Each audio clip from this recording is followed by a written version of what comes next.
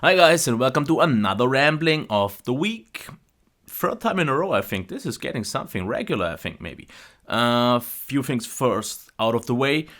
I want more background pics, definitely. I got like 6 or 7 new ones from one person. Awesome for that. Awesome for that, I mean, awesome. You get it. I definitely want more, and I'm not using the slideshow app anymore from Microsoft because that one heated up my CPU. The topics will be up here right now. And let's just start with them. And before I'm actually gonna start with the topics, one thing about Black Friday. Everyone in the US, I hope you had a nice Thanksgiving. And if you were somewhere else that you didn't have, like I am, still, I hope you had something new. And about the Black Friday, all the good deals, I would like to know if you maybe got something good from those deals. And let me know what, because the only thing that I bought was like a week ago. That was the starting of those cyber deals on Amazon. I got like a new router I need for my new faster internet that should arrive by Thursday. I hope it will be the 5020, 50 Mbit down and 20 Mbit upload, because this would be 20 times the upload I have now. Because these videos usually take up at least 6 to 10 hours to upload, and getting that cut by 20 would be amazing. So let's start with the topic, what Huawei needs. And what I mean by what Huawei needs is what they need to get international reputation, to get big. First of all, in terms of hardware, they have all they need. Their hardware is really premium, really well built, really nice design, so they have covered that. But what they need, at least here in Germany, or I think in the US as well, first of all, they need to be more widely distributed, more advertisements and all that. But this is just the things we don't necessarily are interested in. But what I'm interested in to change is, first of all, the price. They are, okay, I get it, they are a little bit on the higher, more expensive side, but because they are very premium, they almost always use aluminum, they use really great build quality on its own. All the parts are very well, the displays and so on. So I get it that they are a little bit more expensive, but they are a company without the international reputation yet. Yes, in China they are big, but wherever else. So they need to drop the prices a little bit. I know it's always hard for a premium company or a company that wants to be premium to be expensive. Lower the prices then, and once they maybe get bigger, to get more expensive again, because people don't accept that so much. So I get that, but I would still wish for that. Then they also need really badly to change their UI, because their UI is okay, it gets the job done once you use it, and I used it a lot more lately. I get used to it. It has pretty much all I need, but it needs to go more closer to stock, just to get accepted from people, because many people still see it like the iOS of Android and so on, which I think my UI is closer to, but EMUI is still quite far off in terms of design. It just feels like you are taken out of another OS into something else, so it needs some getting used to, and it's just a little bit odd. I would wish for something more stock, and this would maybe be also one thing that I would wish for, if it would be way closer to stock, get more widely accepted from people and bought. I would like to have some custom ROM support, because if I would imagine something like the Huawei Mate S running a custom ROM based on stock Android, that would be a killer device, because I definitely, in terms of design and feel in hand, I think prefer it over the Nexus 6P, because it's also quite noticeably smaller from what I see, and just is overall a great device, good battery life, great performance and all that. But I would wish for, because I still, on my Sony Xperia Z3, I would be okay with a stock ROM, because with Exposed I can get out of the way a lot of things that I can't get if I don't get a good custom ROM. But I at least need root support with Exposed to get that, because I don't think the custom ROM support will be any good anytime soon.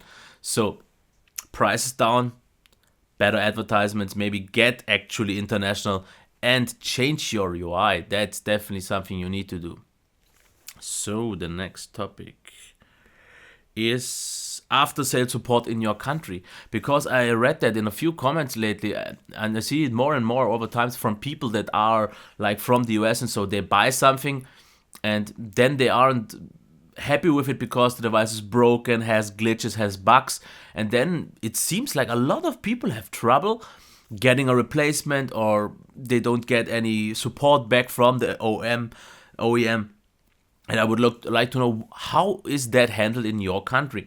Because in Germany, it's like this: if you buy something in an online shop or in a store or something like that, at least for the first 6 months, whenever there is something, they handle it. And in most cases, if it's within 6 months, you simply get a new device. Unless it's maybe some odd brand like Apple, but let's not cover these. If it's a normal brand, like maybe it's a Panasonic or a Sony device or whatever else it is, you usually get a new one after they check it's actually broken, or like that. So you don't really have to ever bother to go in contact with the company that produces the device itself, who built the product. At least I never did. The only thing that I had some issues with a shop, for example, was a smaller shop. It was the Lenovo ThinkPad 8 I had, and it was broken. Sent it out, and I needed to wait like 3 months or so. It got lost. It got back to me, repaired, more broken than it ever was. I shipped it back again. It was lost again. So it took me like 3 months to get my money back because they screwed up. I said, I don't want this device anymore. Definitely not an even more broken one. So that was a hassle, but that was all within the store. I never got in contact with the company itself. And usually I buy all my stuff from Amazon, and Amazon replaces pretty much just everything. I'm a little bit striked because I returned a few things in a too short of a time. That was when I was checking for headphones. I bought like 3 headphones in 1 week, returned 2 of them, and I got like a strike. They said, "Why are you returning so much? Aren't you happy?" And since then, they don't replace anything from me, but try to repair, which is fine. I get it. I took advantage of that a little bit too often in the past, but I get it. But usually they replace anything. And but I see people, for example, mostly in the US, they have to bother with the company that produces it. And I would like to know, how is that handled in your company? Because I think that's a poor management, because a company can produce a lot of stuff, but their support is quite limited. But if you only have to deal with the store, and the store says, "Yeah, I'm not dealing with that, I'm just giving him a new one," get the old one to the company that produced it, and then they have to bother with it, which is a lot more, not nicer or easier for the buyer, the consumer, and I totally prefer that. I think in the US it should be like this, but it isn't. But yeah, let me know. Okay, the next thing. Google needs a reality check. They have no idea what the customer wants. Example, Google Plus and Nexus phones. And yeah, that's just my opinion, because Google does so many things, and I just think they need a reality check, because they are so far away from the user experience, from the customers and so on, and they do whatever they want to, and I'm not thinking that's okay, because Google Plus, the new app, okay, by now, like 2 weeks after that, I think most of the people now are getting used to it, are okay with it. But let's be honest, the app is definitely broken. And for example, on my iPad, I get a notification that someone replied to me on something. I tap on it, and what do I get? I get for example, the video that was commented on, see the video, and no comments at all. If I do the same on my Android device, it works. If I do the same on my desktop, it works. But then the Android app isn't any better, because what do we get now? We get like these four columns down at the bottom, and the web design doesn't seem better. So let's say it like this: 90% of all the people are displeased with the app. They definitely don't like it more than the developer. And I'm not quite sure where Google thought that this was a better idea.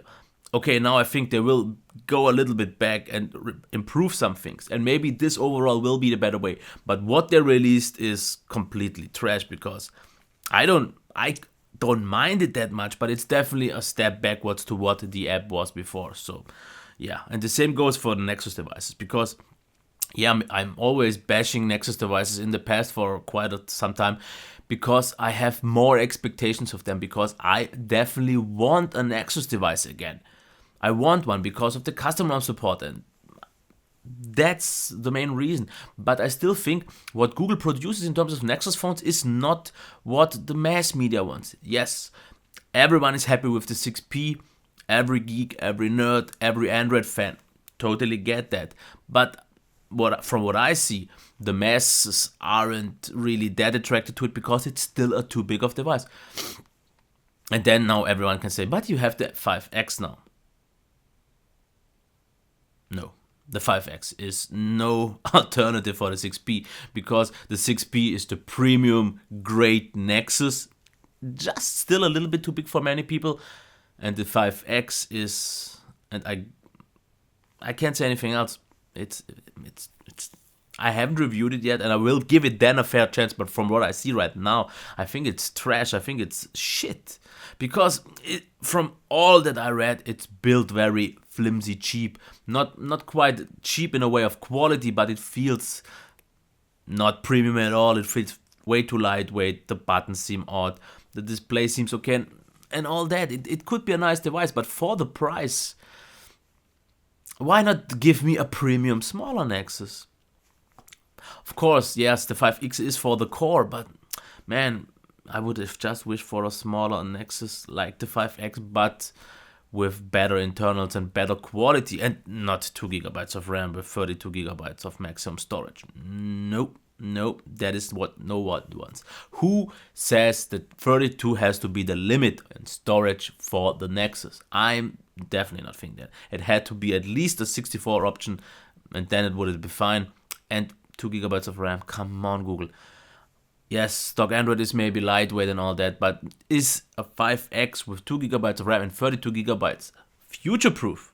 No, it's not. It will be obsolete already in a few months with 2 gigabytes of RAM. No, forget it. Okay, next thing. Being a YouTuber makes enjoying YouTube harder since you don't want to see stuff you later review. And that is one issue that I recently have even more so, because I always have to wait longer for devices to get.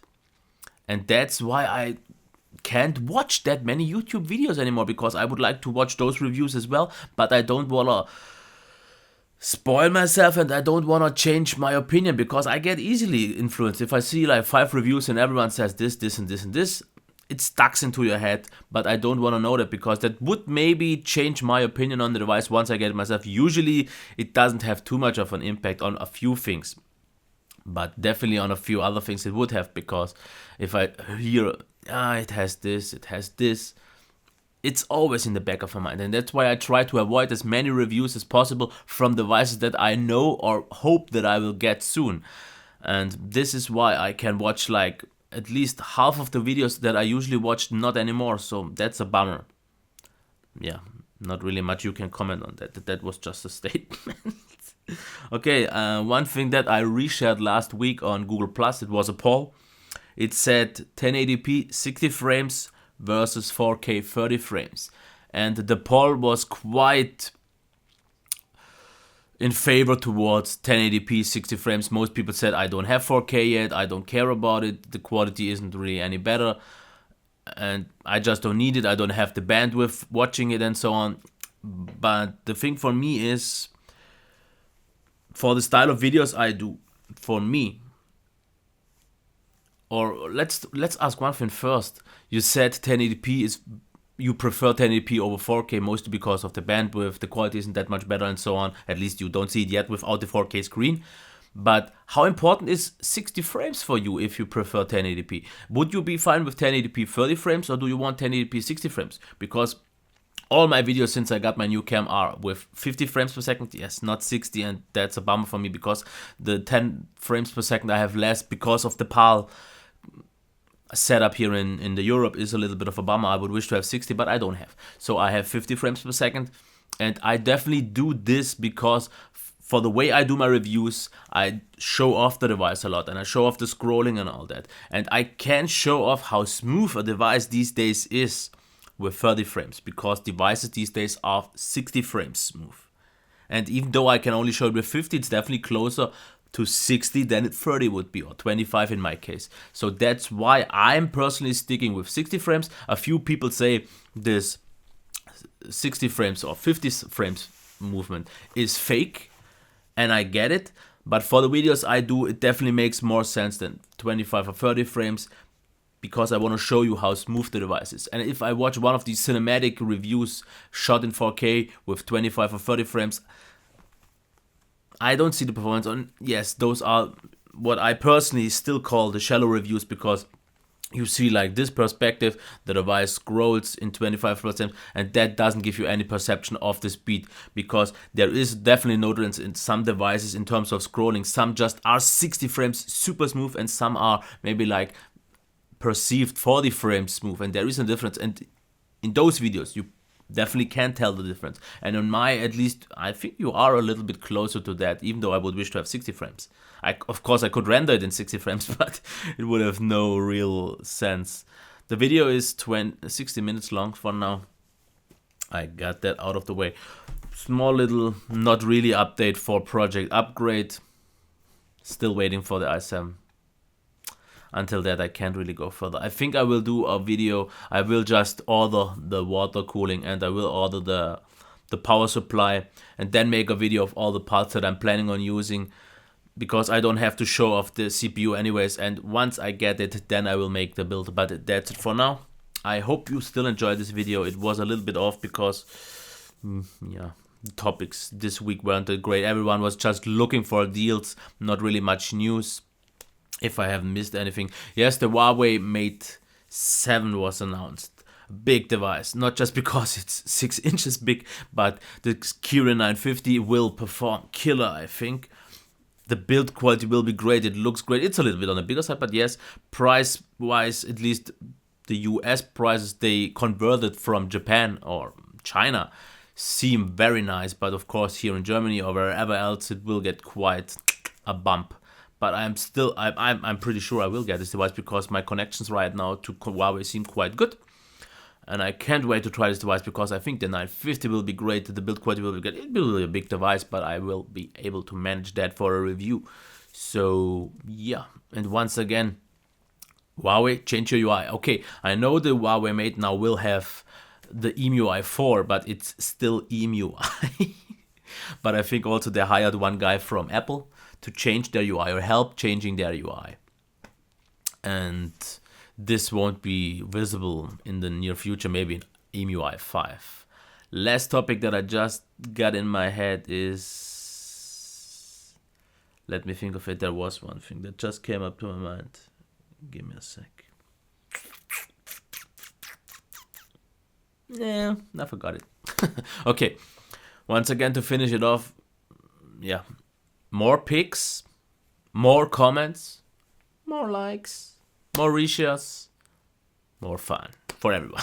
Okay, until next time, bye.